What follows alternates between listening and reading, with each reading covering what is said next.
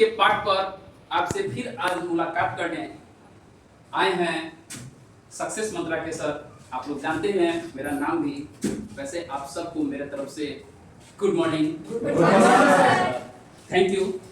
और जो चैप्टर हम लोग पढ़े हैं वो चैप्टर आप खुद बताएंगे, वो चैप्टर का नाम क्या है? प्रगति नहीं, प्रगीत और समाज, जिसके लेखक कौन है?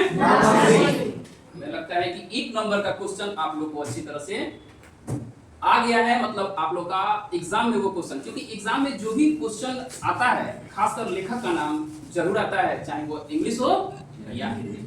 आप लोग भी जानते हैं क्योंकि आप लोग 10th का एग्जाम दे रखे हैं, ठीक है? तो जो हम कल किताब का टोटल कहानी हम पढ़ा चुके हैं, वो कहानी आप लोग के दिलो दिमाग में होगा ना? तो हम क्यों नहीं उस किताब से संबंधित सोचते हैं कि जो आने वाला 2027 का जो एग्जाम है उससे संबंधित हम कुछ क्वेश्चन अटेम्प्ट करना चाहते हैं, देखना चाहते हैं कि आप जो कल प्रगीत और समाज जो पढ़े हैं वह कितना समझें और कितना दिमाग में आप लोग रखें। तो कुछ क्वेश्चन हम पूछना चाहेंगे, आप बताएंगे? तो चलिए हम आज कुछ क्वेश्चन पूछते हैं और क्वेश्चन पूछने के बाद तब किताब से संबंधित जितना क्वेश्चन होगा वह सब आपको लिखवाएंगे और ऐसे भाषा का उपयोग से लिखवाएंगे जो आप लोग को अभी का अभी याद हो जाएगा, ठीक है? तो हम कुछ क्वेश्चन पूछना चाहेंगे। पहला क्वेश्चन है, नामवर सिंह का कहाँ जन्म हुआ था? वेरी गुड, आपने बताया, बड़ा सुंदर जवाब कि जियनपुर वाराणसी के उत्तर प्रदेश। चलिए एक क्वेश्चन आपने बड़ा सुंदर बताया। एक और क्वेश्चन हम पूछेंगे, नामवर सिंह के माता और पिता का क्या नाम? वेरी गुड, बागेश्वरी देवी एवं, यानी हमने तीन क्वेश्चन बताया था। अच्छा, एक और क्वेश्चन सामने आ रहा है, नामवर सिंह का जन्म कब हुआ था? 28 जुलाई 1927। 2 मिनट। ये बाबू जितना क्वेश्चन हम पूछ रहे हैं वो एग्जाम से रिलेटिव है, आपके एग्जाम में आने वाला क्वेश्चन है। ये क्वेश्चन आप ध्यान से सुनिए और एटलीस्ट ढंगर आंसर दीजिए, जो ढंग से हो, यानी ऐसा नहीं कि सबके भीड़ में हम भी बोल दे रहे हैं। चौथा क्वेश्चन है, प्रगीत और समाज किस विद्या की रचना है? आलोचनात्मक निबंध। ये अच्छी बात है। एक और क्वेश्चन सामने आ रहा है, कविता के नए प्रतिमान पुस्तक किसने लिखी है? कितना सुंदर आप लोग जवाब दे रहे हैं, लग रहा है कि मेरा पढ़ाया हुआ आज सार्थक हो गया। आपका जवाब हमें ये दर्शा रहा है कि आपने जो कहानी यानी कविता जो आप पढ़े हैं वो संतोषप्रद है। चलिए आगे बढ़ते हैं थोड़ा सा और। वाद विवाद संवाद पुस्तक किसने लिखी है? Very good. इंद्रिय शब्द का विशेषण थोड़ा बता सकते हैं? इतना सुंदर आप जवाब दे रहे हैं, मन कहिए 4 चांद लग गया।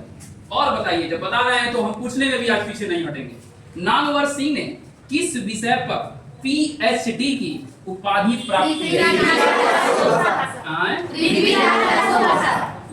पृथ्वी राज रासों की भाषा। Very good. किसने कहा है कि प्रबंध काव्य में मानव जीवन का एक पूर्ण दृश्य होता है? आचार्य रामचंद्र शुक्ल ने कहा था। चलिए अच्छी बात है। नेक्स्ट क्वेश्चन, प्रगीत और समाज के लेखक कौन है? ये तो समझ में आ रहा है हमको भी। एक और क्वेश्चन बताइए हमको कि पृथ्वी राज रासों की भाषा विषय पर पीएचडी की उपाधि किसने प्राप्त की? Very good. नामवर सिंह ने सागर विश्वविद्यालय में असिस्टेंट के रूप में कब कार्य किया था?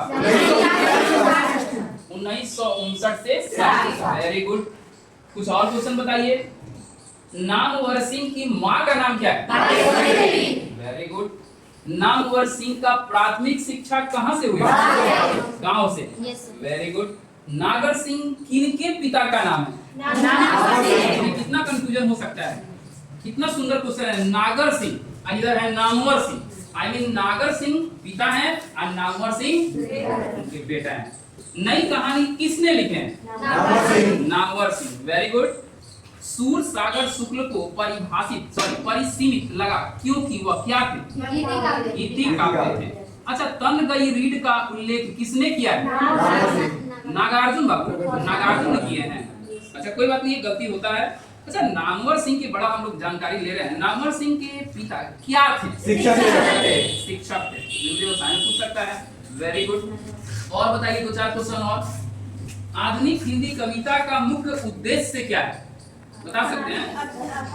सामाजिक यथार्थ को व्यक्त करना। Very good. एक दो क्वेश्चन और बताइए। किस सिद्धांत के तहत कविताएं कला जीवन के लिए मानी जाती है? कला जीवन के लिए, क्योंकि क्वेश्चन में ही क्या छिपा हुआ है? सब छिपा हुआ है। और एक लास्ट क्वेश्चन हम पूछना चाहेंगे आप लोग से, बड़ा सुंदर आप लोग जवाब दे रहे हैं। कौन सी कविता सामाजिक संघर्ष के साथ आत्म संघर्ष का मिश्रण करती है? प्रगीत काव्य। लेकिन कुछ भी कहिए, आपका यह जवाब हमें ये बताता है कि आप इस चैप्टर से संबंधित जितने क्वेश्चन का जवाब दिए हैं, आपका सारा का सारा सही है। और आप लोग को हिंदी जो चैप्टर पढ़ रहे हैं, जिसमें आप जानते हैं कि यह कंपलसरी है, इसका मार्क्स ऐड होता है, और इस तरह आप लोग पढ़ाई कर रहे हैं, हमें बहुत सुंदर लग रहा है। आंसर भी आप लोग ऐसे दिए हैं जैसे लग रहा है कि हमारे जुबान पर आंसर बैठा हुआ है। रहा बात ऑप्शन की बात है, ऑप्शन तो बोर्ड में आता जाता रहता है, लेकिन हमको विदाउट ऑप्शन याद है, ये बहुत खुशी की बात है। आप लोग को भी लग रहा है कि चैप्टर कुछ भी हो, पढ़ लेने के बाद याद हो जाता है, और इस तरह हम लोग पूरे चैप्टर पर कमांड करते जा रहे हैं। आने वाला कल हिंदी हमारा 100% होगा, कोई दिक्कत?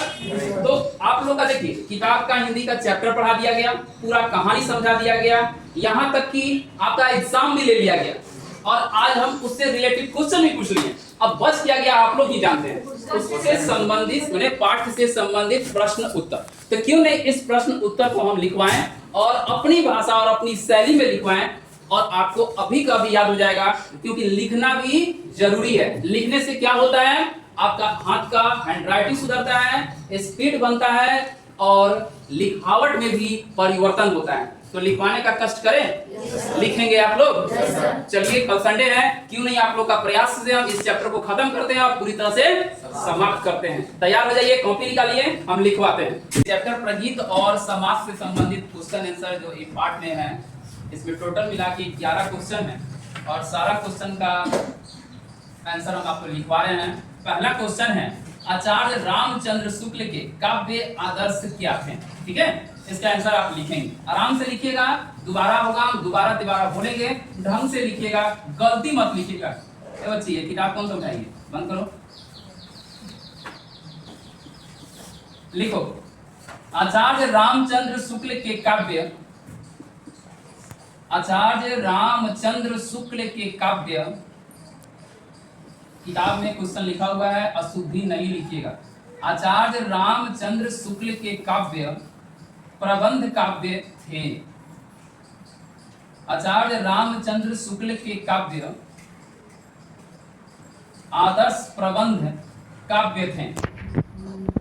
आदर्श प्रबंध काव्य थे। पूर्ण विराम। वे काव्य में, थोड़ा तेजी से लिखिए, वे काव्य में जीवन की संपूर्णता, वे काव्य में जीवन की संपूर्णता, कौमा व्यापकता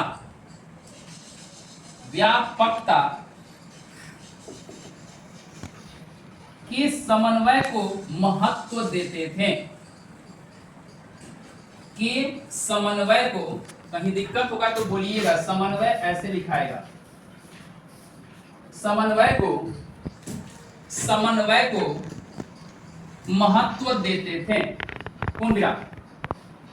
महत्व देते थे। अब आप लोग लिख लिए तो एक बार मिला लीजिए कि हमसे कुछ कोई लाइन छूटा नहीं हुआ है। बोले हैं आचार्य रामचंद्र शुक्ल के काव्य आदर्श प्रबंध काव्य थे। पूर्ण विराम। वे काव्य में जीवन की संपूर्णता, कौमा व्यापकता के समन्वय को महत्व देते थे। लिख लिए, ये पहला क्वेश्चन का आंसर क्लियर हो गया, कोई दिक्कत? पूर्ण विराम। दूसरा क्वेश्चन कह रहा है कला के लिए सिद्धांत क्या है? आंसर लिखिए। इस सिद्धांत का अर्थ है कि, इस सिद्धांत का अर्थ है कि कला का उद्देश्य, थोड़ा फास्ट लिखिए, इस सिद्धांत का अर्थ है कि कला का उद्देश्य केवल सौंदर्य की सृष्टि, सौंदर्य ऐसे लिखिएगा, सौंदर्य की सृष्टि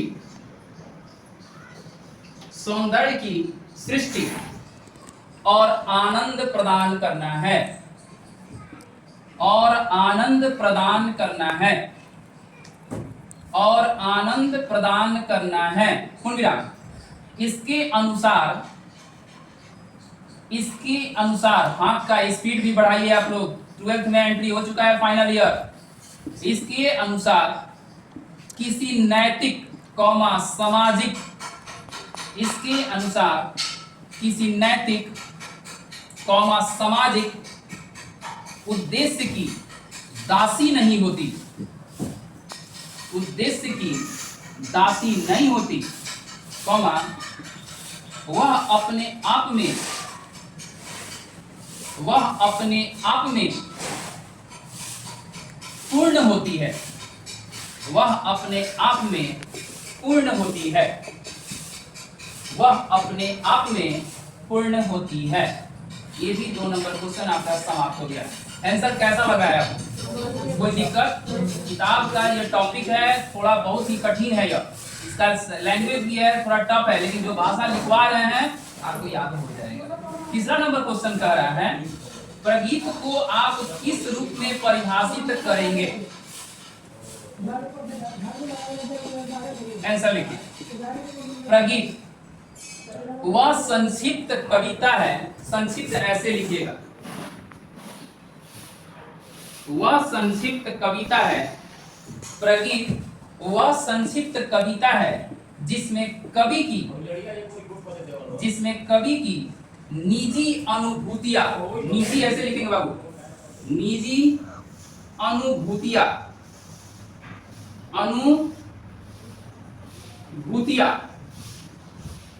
निजी अनुभूतियां और आत्मपरक, और आत्मपरक ऐसे लिखिएगा, और आत्मपरक, और आत्मपरक भावों की अभिव्यक्ति, भावों की, बोर्ड पर देख लीजिएगा, भावों की, क्या बोले बाबू? भावों की अभिव्यक्ति, अभिव्यक्ति, अशुद्धि कोई नहीं लिखेगा, दिक्कत होगा तो पूछेगा भी। भावों की अभिव्यक्ति होती है, पूर्ण विराम, भावों की अभिव्यक्ति होती है। बोलिए समझ में आया? तीसरा क्वेश्चन भी आपका समाप्त हो गया। चौथा क्वेश्चन क्या कह रहा है? वस्तुपरक नाट्य धर्मी कविताओं से क्या तात्पर्य है, इसके बारे में लिखना है। लिखिए, वस्तुपरक नाट्य धर्मी, किताब में क्वेश्चन में लिखा हुआ है वस्तुपरक नाट्य धर्मी कविताएं वे होती है, वस्तुपरक नाट्य धर्मी कविताएं, नाट्य धर्मी कविताएं वे होती है जहां कवि स्वयं के भावों के बजाय, स्वयं के भावों के बजाय, भावों के बजाय, स्वयं के भावों के बजाय किसी पात्र कौमा घटना, किसी पात्र कौमा घटना या दृश्य को, या दृश्य को, या दृश्य को, या दृश्य को केंद्र में रखकर उसे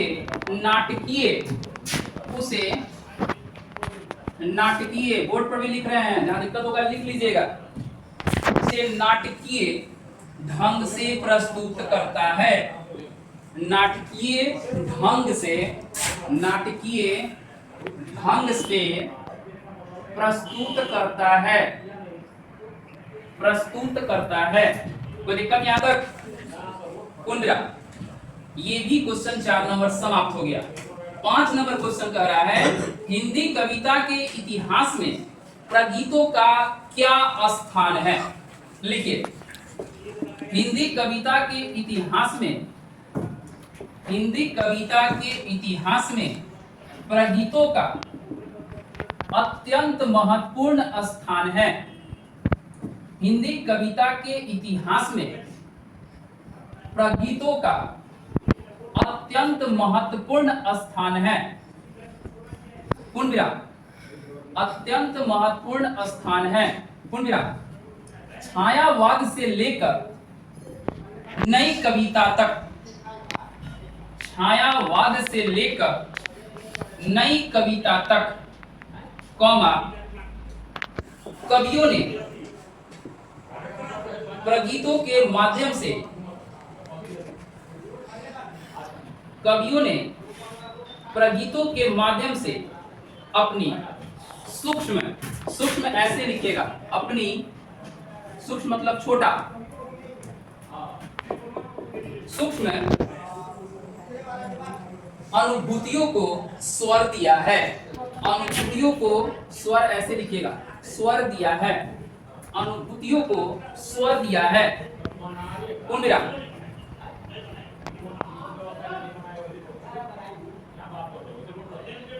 यह विद्या हृदय की गहरी, यह विद्या हृदय की गहरी परतों को छूने में सक्षम है। यह विद्या हृदय की गहरी परतों को छूने में सक्षम, ऐसे लिखेगा, सक्षम है, सक्षम है, सक्षम है।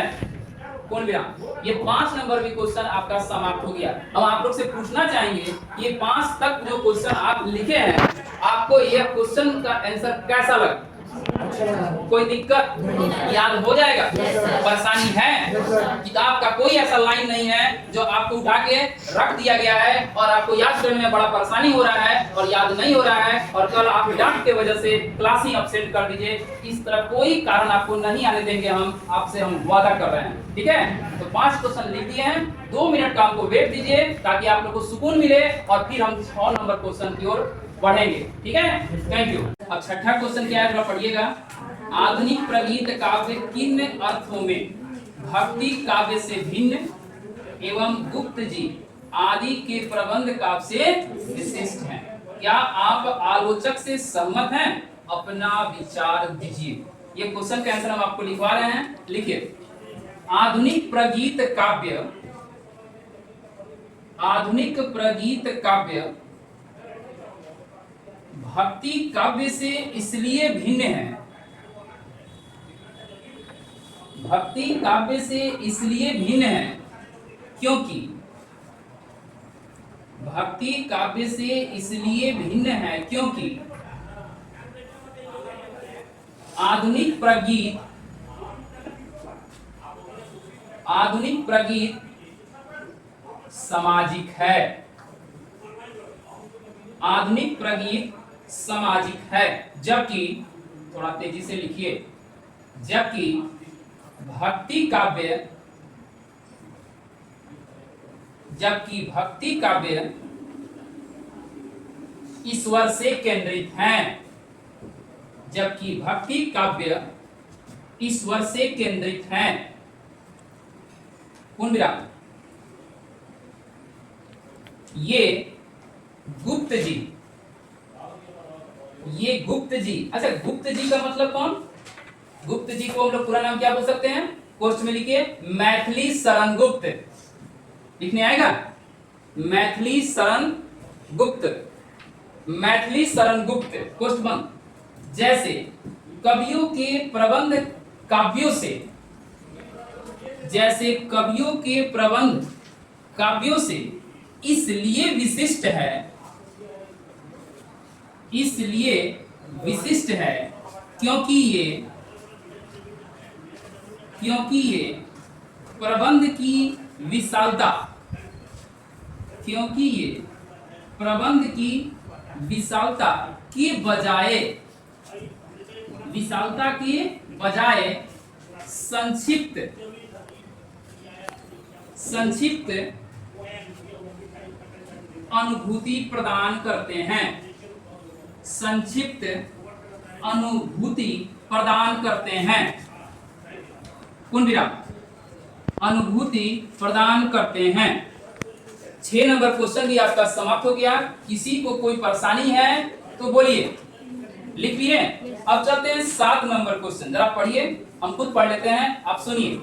7 नंबर क्वेश्चन कह रहा है कविता जो कुछ कह रही है उसे सिर्फ वही समझ सकता है जो इसके एकीकरण में मानवता की आवाज सुन सकता है।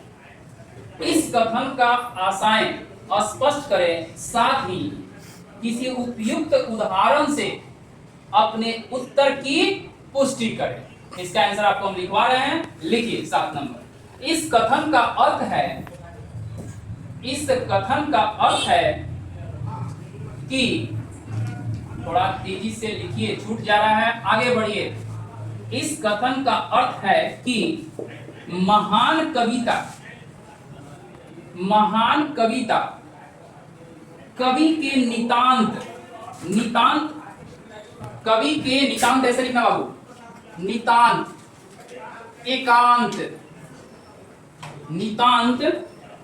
एकांत। अच्छा, नितांत एकांत को क्या कहते हैं?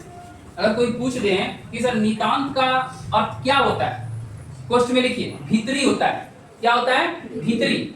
और एकांत का मतलब क्या होता है? आप लोग जानते हो एकांत का मतलब क्या होता है? लिखो चिंतन। क्या होता है? चिंतन। जानते सब कोई हो, लेकिन सामने नहीं आता है कि इसका अर्थ हम क्या बोले। बात समझ में आ रहा है ना? जैसे कल कोई पूछ दिया कि सर इंतजार का इंग्लिश क्या होता है?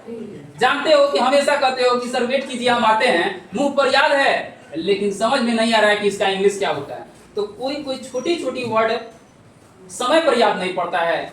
वही चीज है, आप डेली यानी हमेशा रेगुलर अभ्यास कीजिए, आपको धीरे धीरे सब प्रैक्टिस होने लगेगा। वैसे भी लास्ट टाइम में हम आपका जो प्रैक्टिस कराएंगे, आप खुद देखिएगा। जो मेरे पास 10th पढ़ चुके हैं उनको मालूम होगा कि मेरा 12th का प्रैक्टिस कैसा होता है। तो जब 12th का लास्ट टाइम आएगा या 2-3 मंथ पहले, आपका बहुत ही स्पेशल प्रैक्टिस कराएंगे जो 2027 के एग्जाम के लिए एलिजिबल होगा। ठीक है, चलते हैं। कहां तक लिखा है? नितांत एकांत जो हुआ ना, आपसे कोई पूछेगा नितांत एकांत, अगर नितांत एकांत नहीं याद होता है तो आप बोल सकते हैं भीतरी चिंतन से जन्म लेती है। भीतरी चिंतन से जन्म लेती है, लेकिन वह संपूर्ण मानव जाति के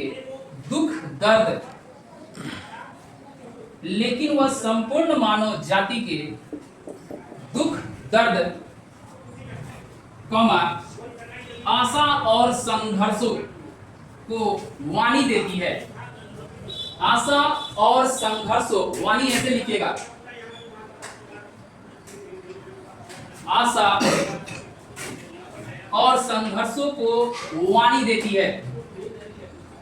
पूर्ण विराम। अब देखिए इतना क्वेश्चन का आंसर क्लियर हो गया। अब इसमें एक क्वेश्चन कर रहा है कि आप उदाहरण देके समझाइए।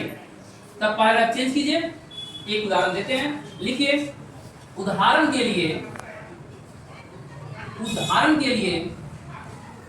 निराला की कविता सरोज स्मृति, देखो आप बोर्ड पर लिख देते हैं, सरोज स्मृति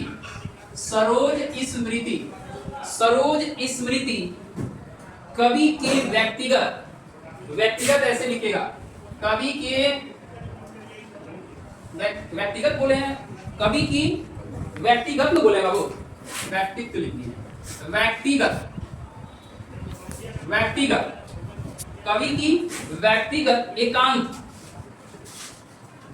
और पुत्री की मृत्यु के शोक से उपजी है। पुत्री की मृत्यु के शोक से उपजी है, लेकिन वह हर सामान्य मनुष्य के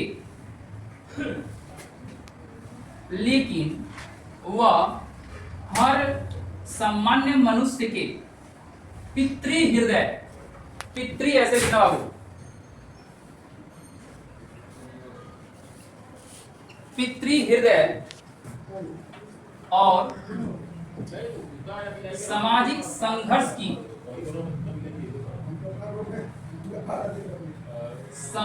संघर्ष की पीड़ा को व्यक्त करती है। सामाजिक संघर्ष की पीड़ा को व्यक्त करती है। पूर्ण विराम।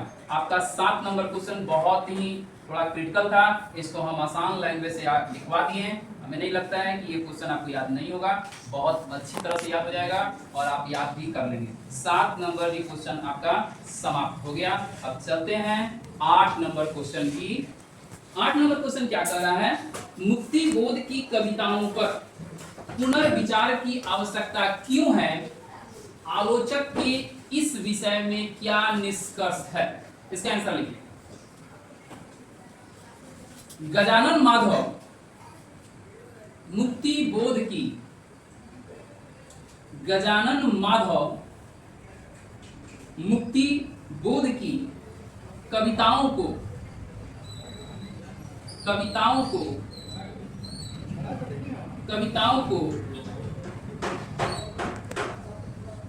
को महज उनकी व्यक्तिगत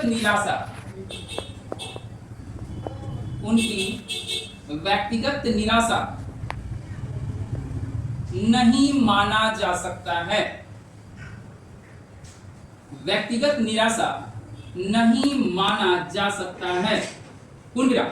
उन पर पुनर्विचार, ऐसे लिखा हो,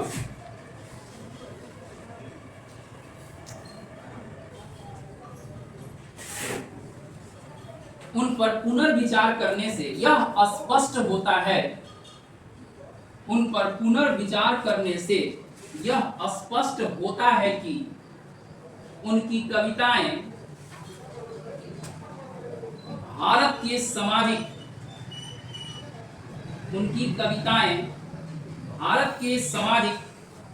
राजनीतिक का गहरा दस्तावेज है,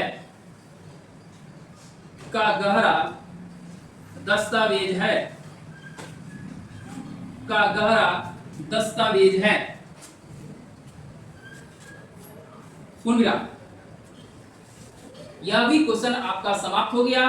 क्वेश्चन नंबर 8।